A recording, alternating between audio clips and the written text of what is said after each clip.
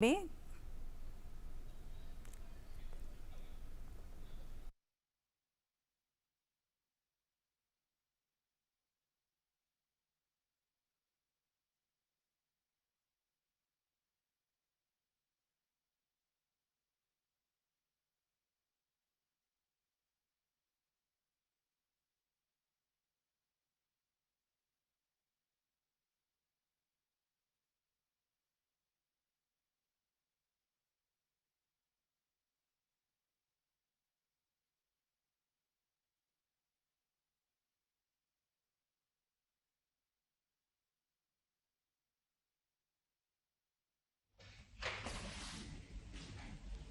नमस्कार। परम आदरणीय प्रधानमंत्री जी, देश के युवाओं के लिए रोजगार सृजन की सरकार की सर्वोच्च प्राथमिकता का प्रतीक रोजगार मेला आज फिर से नई आशाओं, उपलब्धियों और उत्सवों का संदेश लाया है। आज के इस कार्यक्रम में 70,000 से अधिक युवा अपने नियुक्ति पत्र प्राप्त कर केंद्र सरकार के विभिन्न विभागों और संस्थानों में शीघ्र ही कार्यरत होंगे। इस कार्यक्रम को प्रारंभ करने के लिए मैं सर्वप्रथम माननीय राज्य मंत्री डॉक्टर जितेंद्र सिंह जी से स्वागत संबोधन के लिए अनुरोध करती हूँ। परमादरणीय प्रधानमंत्री जी, आपने देशवासियों से वादा किया था कि आप 10 लाख सरकारी नौकरियां उपलब्ध करवाएंगे। उसी क्रम को आगे बढ़ाते हुए आज एक बार फिर हम आपके सामने उपस्थित हैं। आज एक बार फिर आपके द्वारा बटन दबाते ही 70,000 से अधिक नियुक्ति पत्र जारी कर दिए जाएंगे।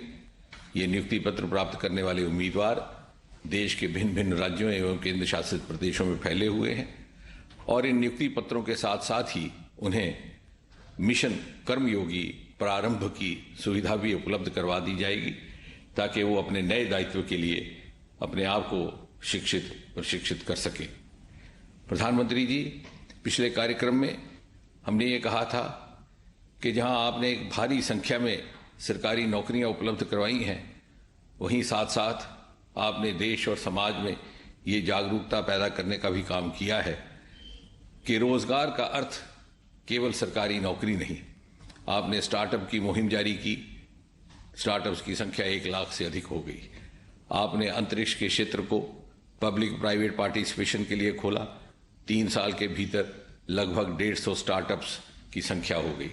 आपने अरोमा मिशन प्रारंभ किया। हजारों की संख्या में कृषि से जुड़े हुए स्टार्टअप अपनी जीविका कमाने लगे। आपने इंफ्रास्ट्रक्चर डेवलपमेंट के कार्यों को गति शक्ति प्रदान की। रातों रात भिन्न भिन्न रोजगार के विकल्प उपलब्ध हो गए। आपने नौजवानों के लिए मुद्रा योजना जैसी बेरोजगारों के लिए सरल प्रावधान शुरू करवाए। आपने रेहड़ी वालों के लिए प्रधानमंत्री स्वनिधि योजना प्रारंभ करवाई। आपने नए ऐसे क्षेत्र जिनकी तरफ शायद पहले रुझान ना था, उनकी तरफ हमें ले जाने का काम किया, चाहे वो खादी का उद्योग है, चाहे वो खिलौनों को लेकर के इंडस्ट्री है।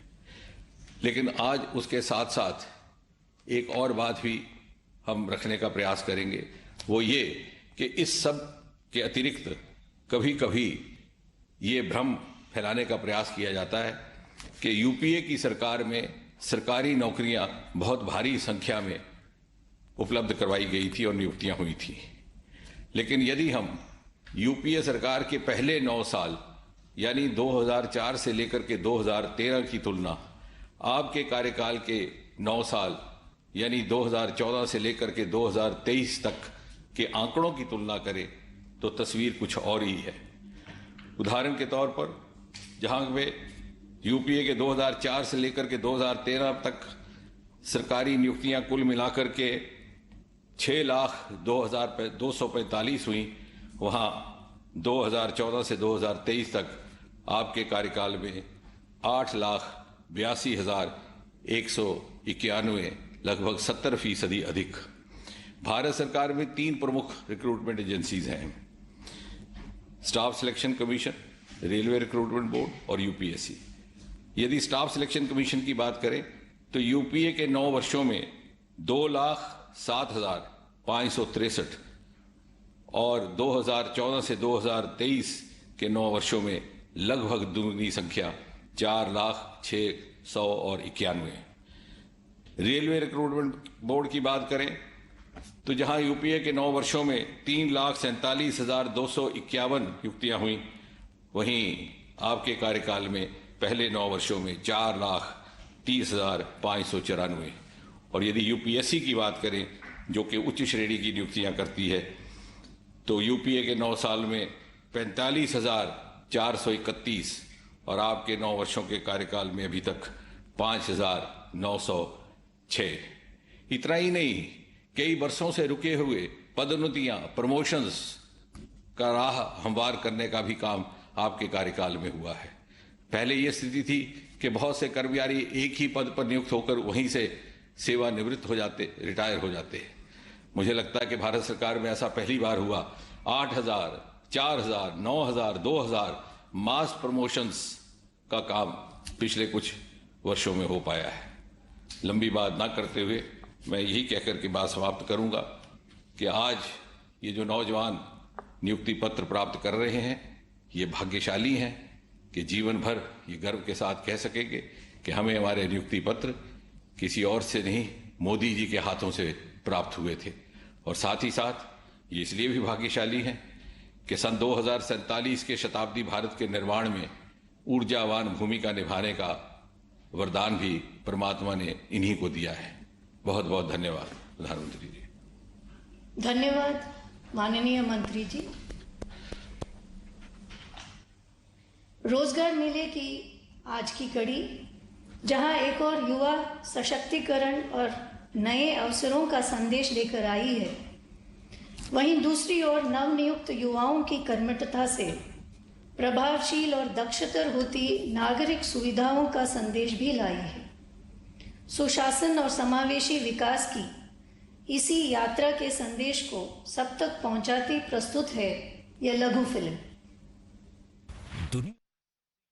भारत, दुनिया का सबसे युवा देश भारत अपनी युवा शक्ति के परिश्रम और उद्यम के बल पर आगे बढ़ रहा है और इसी युवा शक्ति के सपनों को उड़ान देने का संकल्प लिया मोदी सरकार ने और युवा शक्ति को दी एक नई सोच, एक नई अप्रोच और एक नई पहचान। इन 9 सालों में मोदी सरकार ने युवा शक्ति के लिए रोजगार के अवसर ही नहीं बनाए, बल्कि स्वरोजगार और उद्यम को मजबूत बनाने के लिए आर्थिक, तकनीकी गाइडेंस और इनोवेशन को भी बढ़ावा दिया। युवा शक्ति के सशक्तिकरण के इन्हीं प्रयासों में एक अहम कड़ी है रोजगार मेला। भारत सरकार सहयोगी राज्यों के साथ मिलकर लाखों नए रोजगार सृजन कर रही है और रोजगार मेले के तहत नियुक्ति पत्रों का वितरण किया जा रहा है। देश में रोजगार और स्वरोजगार का जो अभियान चल रहा है, आज उसमें एक और कड़ी जुड़ रही है। ये कड़ी है रोजगार मेले की। इस बार हमने तय किया कि इकट्ठे नियुक्ति पत्र देने की परंपरा भी शुरू की जाए, ताकि डिपार्टमेंट में भी टाइम बाउंड प्रक्रियाएं पूरा करने और निर्धारित लक्ष्य को जल्द से पार करने का एक सामूहिक स्वभाव बने, सामूहिक प्रयास हो। 10 लाख नौकरी देने के संकल्प को सिद्ध करने के लिए देश भर के अलग अलग स्थानों में लाखों युवाओं को नियुक्ति पत्र दिए गए और इसी कड़ी में एक और नया अध्याय है आज का रोजगार मेला। सभी नियुक्तियां यूपीएससी, एसएससी, रेलवे भर्ती बोर्ड जैसी एजेंसियों के माध्यम से ऑनलाइन की जा रही है। भर्ती की सभी प्रक्रियाएं अब सरल और पारदर्शी हैं। जहां एक और विशेष ऑनलाइन सिस्टम से चयन प्रक्रिया पर निरंतर निगरानी रखी जा रही है, वहीं नवनियुक्त युवक युवतियों को कर्मयोगी प्रारंभ मॉड्यूल के अंतर्गत ऑनलाइन ट्रेनिंग भी दी जा रही है। इस अभियान के माध्यम से महिलाओं, दिव्यांगजनों और आकांक्षी जिलों के अभ्यर्थियों को मिल रहा है विशेष लाभ। मुझे रोजगार मेले के थ्रू अपॉइंटमेंट लेटर प्राप्त हुआ है एंड मेरा चयन एसएससी सीजीएल के थ्रू सीबीआईसी में एज एन इंस्पेक्टर हुआ है and I am very thankful to the government of India for this opportunity. I have been selected to the post of Income Tax Inspector. I greatly thank Sri Narendra Modi ji for giving this opportunity through the Rozgar Mela event conducted in Coimbatore.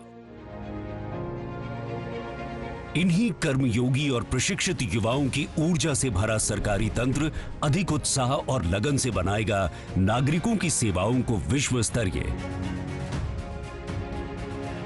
Infrastructure को और भी आधुनिक और लिखेगा new India की growth story.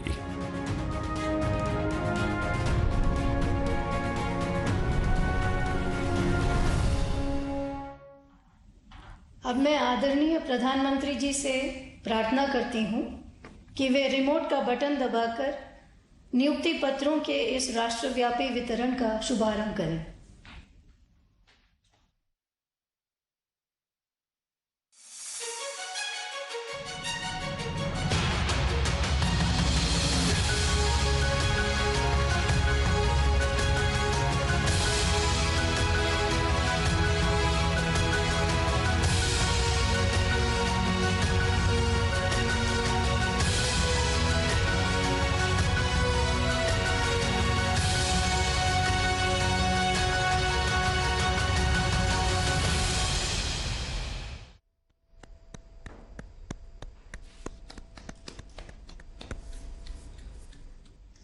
मैं आदरणीय प्रधानमंत्री जी से निवेदन करती हूं कि रोजगार मेले के इस विशेष अवसर पर अपने आशीर्वचनों से हम सभी का तथा राष्ट्र की युवा महाशक्ति का पथ प्रदर्शन करें।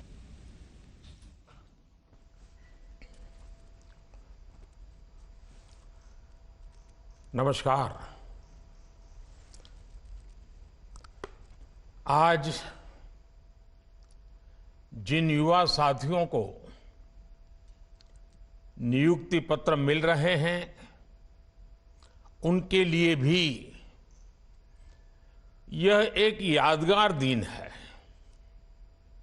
लेकिन साथ साथ देश के लिए भी ये बहुत ऐतिहासिक दिवस है। 1947 में आज के ही दिन यानी 22 जुलाई को तिरंगे को संविधान सभा द्वारा वर्तमान स्वरूप में स्वीकार किया गया था। इस महत्वपूर्ण दिन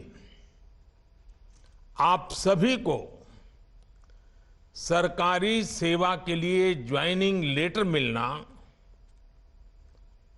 ये अपने आप में बहुत बड़ी प्रेरणा है।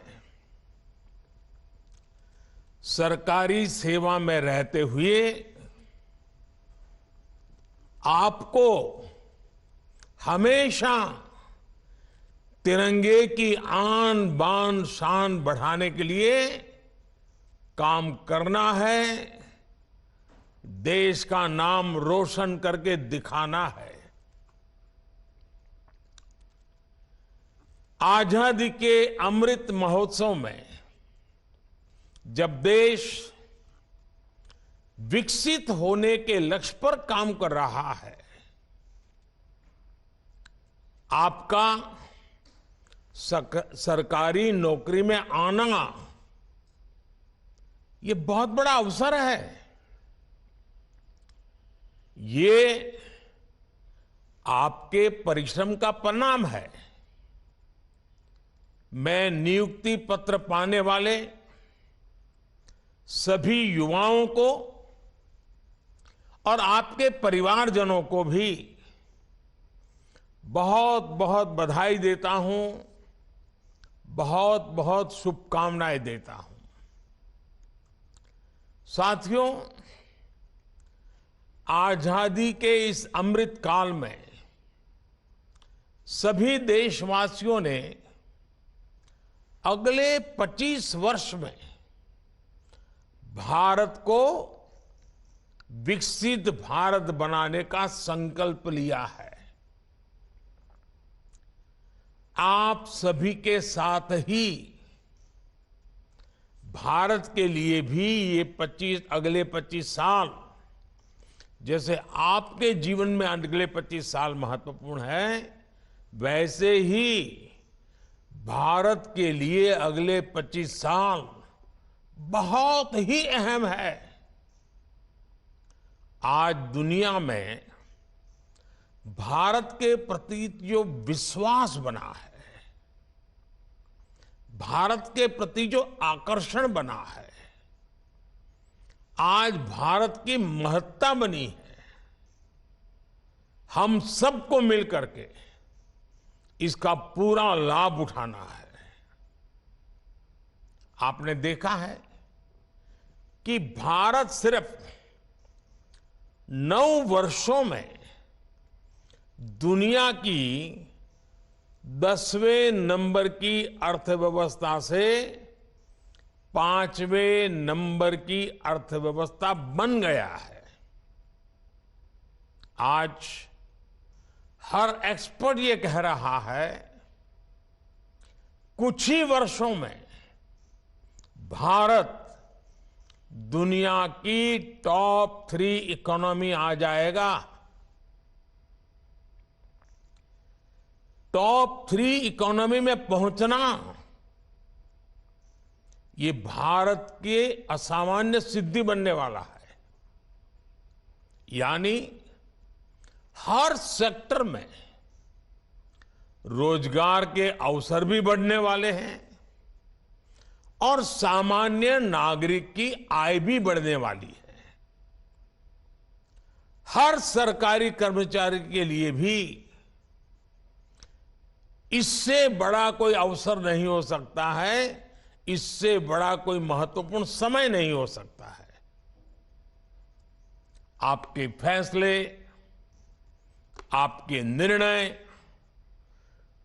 देश हित में, देश के विकास को गति देने वाले होंगे ही, ये मेरा विश्वास है।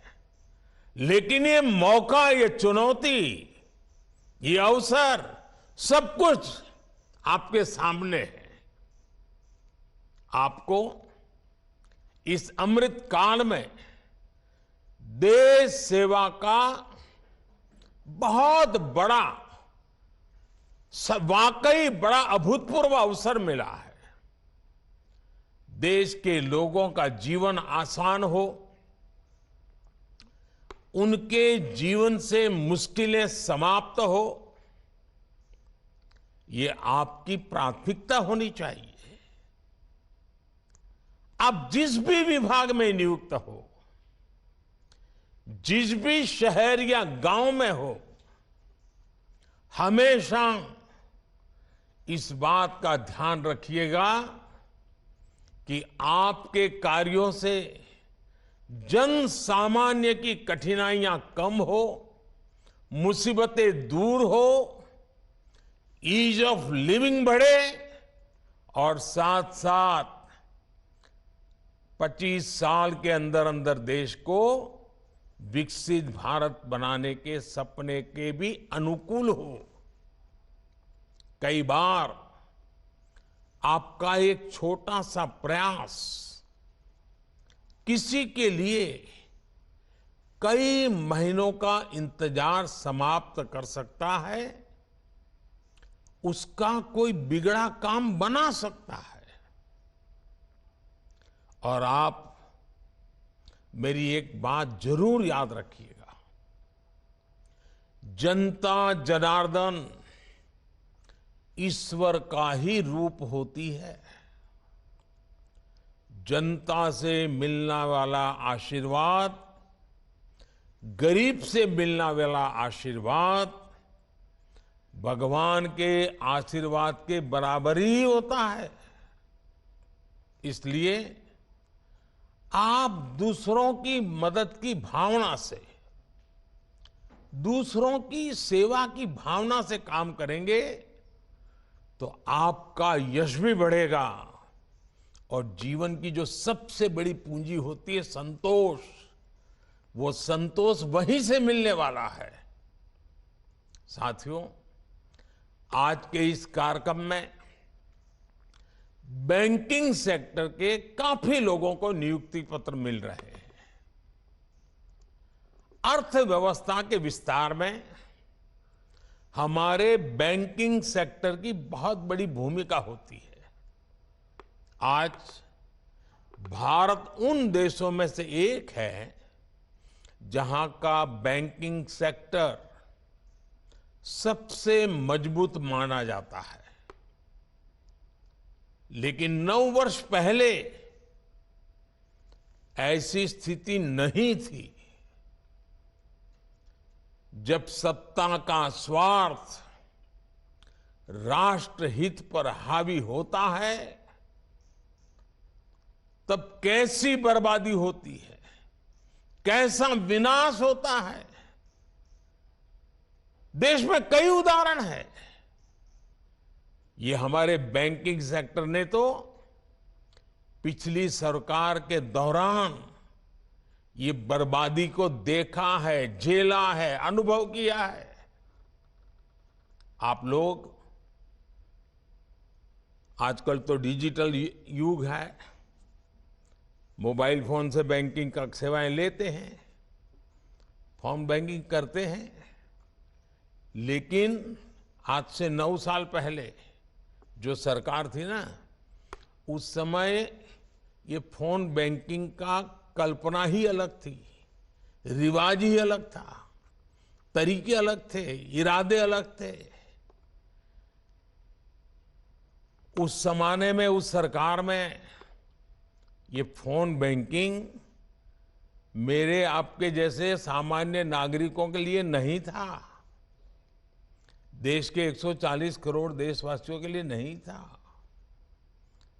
उस समय एक खास परिवार के करीबी कुछ ताकतवर नेता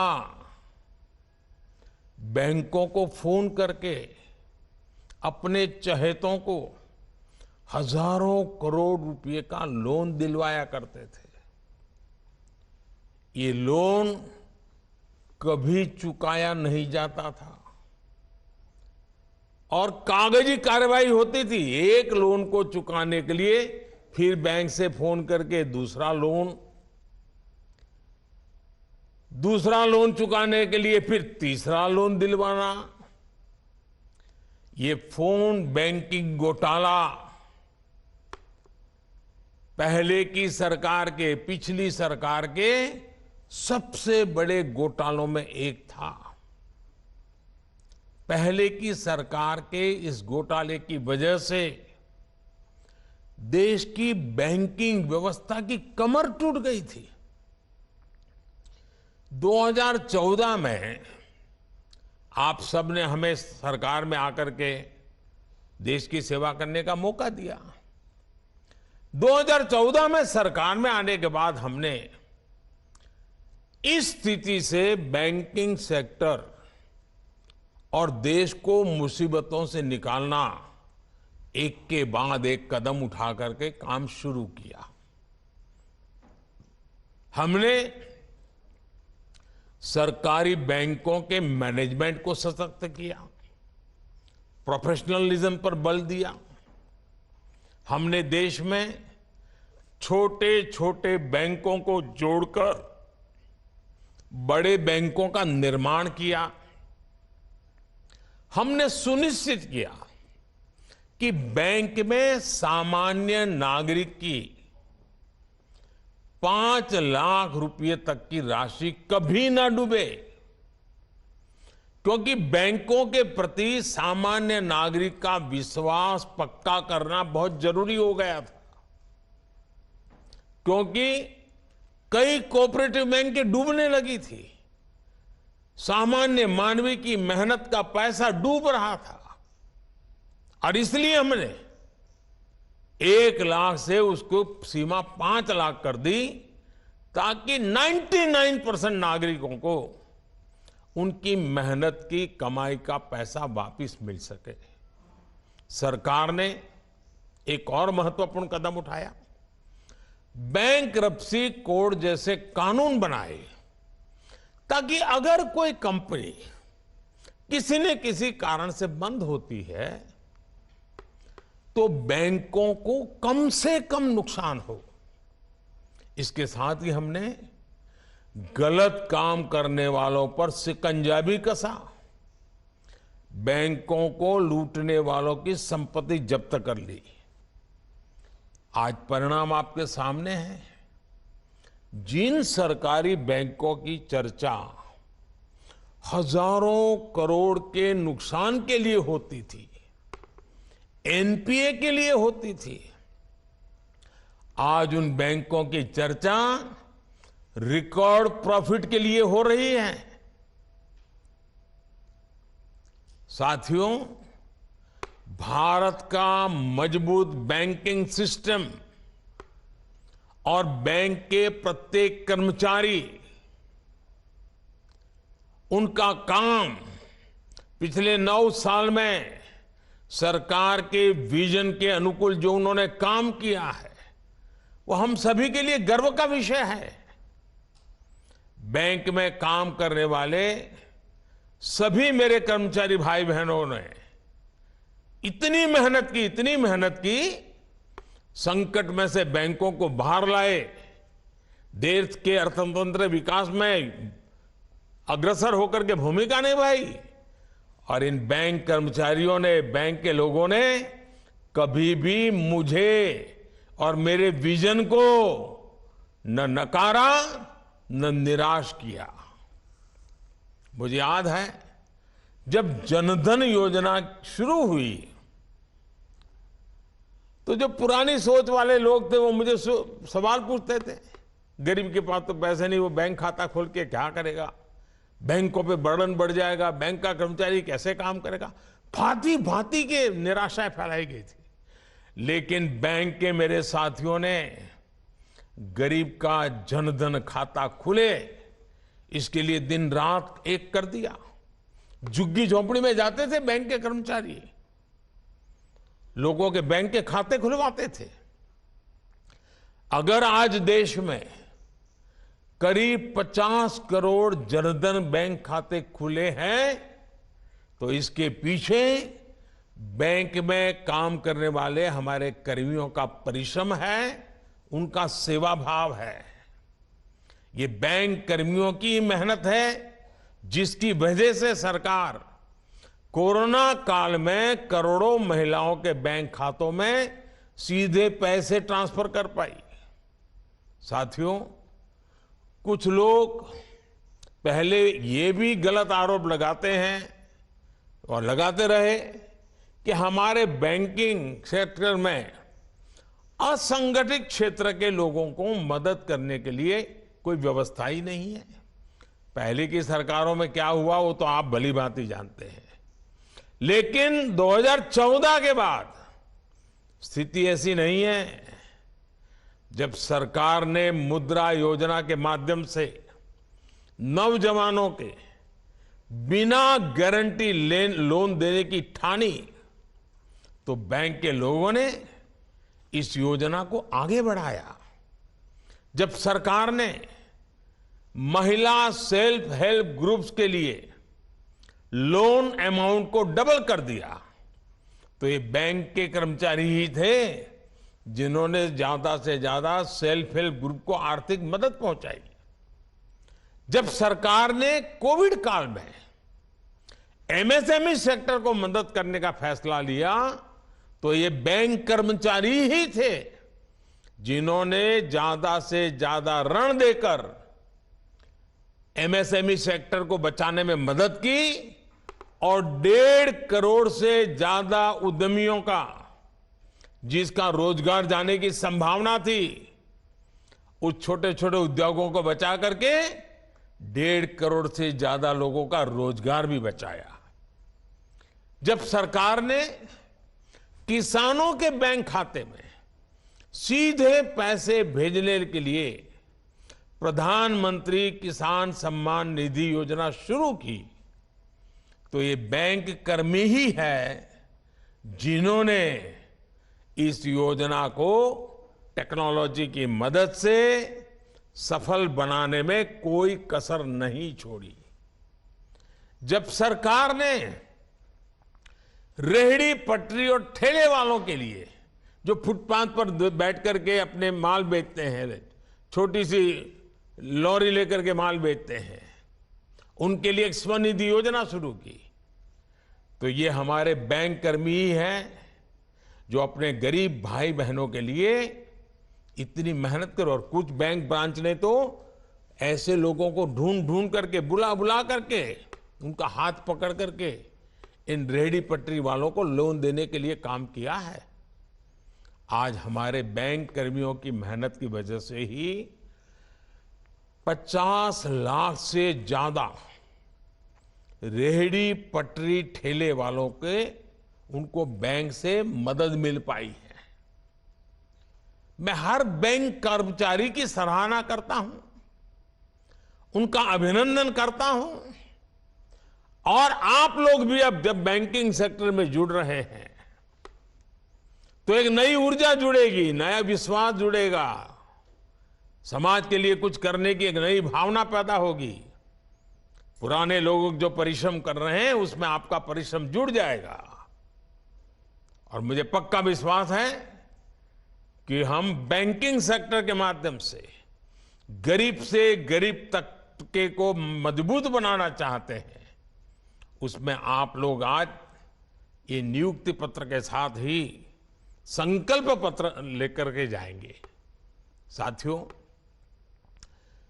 जब सही नियत से फैसले लिए जाते हैं, सही नीति बनाई जाती है, तो उसके परिणाम भी अद्भुत होते हैं, अभूतपूर्व होते हैं।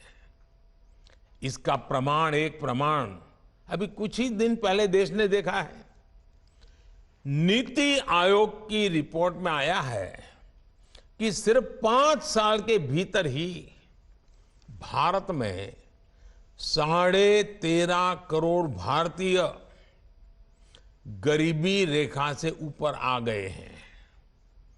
भारत की इस सफलता में सरकारी कर्मचारियों की भी मेहनत रही है। गरीबों को पक्का घर देने की योजना हो, गरीबों के लिए शौचालय बनाने की योजना हो, गरीबों के घर में बिजली कनेक्शन देने की योजना हो, ऐसी अनेकों योजनाओं को हमारे सरकारी कर्मचारी ही गांव-गांव, घर-घर, जन सामान्य तक लेकर गए। जब ये योजनाएं गरीब तक पहुंची तो गरीबों का मनोबल भी बहुत बढ़ा, विश्वास पैदा हुआ। ये सफलता इस बात की प्रतीक है कि हम मिलकर भारत से गरीबी दूर करने के प्रयास बढ़ाएं तो भारत से गरीबी पूरी तरह से दूर हो सकती है।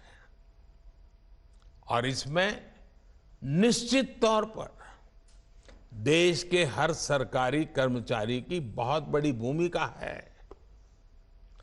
गरीब कल्याण की जो भी योजनाएं हैं, आपको खुद भी उनके प्रति जागृत रहना है और जनता को भी उससे जोड़ना है। साथियों, भारत में कम होती गरीबी का एक और पक्ष है। कम होती गरीबी के बीच देश में नियो मिडिल क्लास का लगातार विस्तार हो रहा है। इससे रोजगार के नए अवसर बन रहे हैं। भारत में बढ़ते नियो मिडिल क्लास की अपनी डिमांड्स है, अपनी आकांक्षाएं हैं। इस डिमांड की पूर्ति के लिए आज देश में बड़े पैमाने पर मैन्युफैक्चरिंग हो रही है। आज जब हमारी फैक्ट्रियां, हमारे उद्योग रिकॉर्ड उत्पादन करते हैं तो उसका लाभ भी सबसे अधिक हमारे युवाओं को होता है। आजकल आप देखिए, आए दिन किसी नए रिकॉर्ड की चर्चा होती है, नए अचीवमेंट की चर्चा होती है। भारत से रिकॉर्ड मोबाइल फोन एक्सपोर्ट हो रहे हैं। भारत में इस साल के पहले 6 महीने में जितनी कारों की बिक्री हुई है वो भी उत्साह बढ़ाने वाली है। इलेक्ट्रिक व्हीकल्स की भी भारत में रिकॉर्ड बिक्री हो रही है। ये सब देश में रोजगार बढ़ा रहे हैं, रोजगार के अवसर बढ़ा रहे हैं। साथियों, भारत के टैलेंट पर आज पूरी दुनिया की नजर है। दुनिया में अनेक विकसित अर्थव्यवस्थाओं में लोगों की उम्र तेजी से बढ़ रही है। सीनियर सिटीजन से दुनिया के कई देश विपुल संख्या से भरे हुए हैं। युवा पीढ़ी उनके यहां कम होती जा रही है। काम करने वाली आबादी घट रही है। इसलिए ये समय भारत के युवाओं के लिए बहुत मेहनत करने का है। अपनी स्किल, अपनी क्षमताओं को बढ़ाने का है। हमने ये देखा है कि भारत के आईटी टैलेंट की, डॉक्टरों की, नर्सों की और हमारे गल्फ कंट्रीज में तो कंस्ट्रक्शन की दुनिया में काम करने वाले हमारे साथियों की कितनी डिमांड रही है। भारतीय टैलेंट की इज्जत हर देश में, हर सेक्टर में लगातार बढ़ रही है। इसलिए पिछले 9 वर्षों में सरकार का बहुत बड़ा फोकस स्किल डेवलपमेंट पर रहा है। पीएम कौशल विकास योजना के तहत लगभग 1.5 करोड़ युवाओं को ट्रेनिंग दी जा चुकी है। सरकार 30 स्किल इंडिया इंटरनेशनल सेंटर भी स्थापित कर रही है ताकि हमारे युवा ग्लोबल अपॉर्चुनिटी के लिए तैयार हो सके।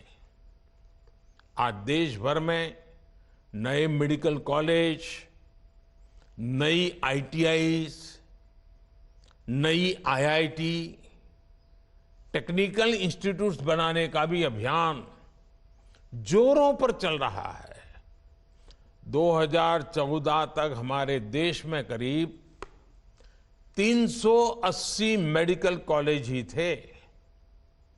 पिछले 9 वर्षों में ये संख्या 700 से अधिक हो चुकी है। इसी प्रकार नर्सिंग कॉलेजों में भी बहुत बड़ी बढ़ोतरी हुई है। ग्लोबल डिमांड को पूरा करने वाली स्किल्स भारत के युवाओं के लिए लाखों नए अवसर बनाने जा रही है। साथियों, आप सभी एक बहुत ही पॉजिटिव माहौल में सरकारी सेवा में आ रहे हैं। अब आप पर भी देश की इस पॉजिटिव सोच को आगे बढ़ाने की जिम्मेदारी है। आप सभी को अपनी आकांक्षाओं को भी विस्तार देने का प्रयास करना चाहिए। नई जिम्मेदारियों से जुड़ने के बाद भी आप सीखने और सेल्फ डेवलपमेंट की प्रक्रिया को जारी रखें।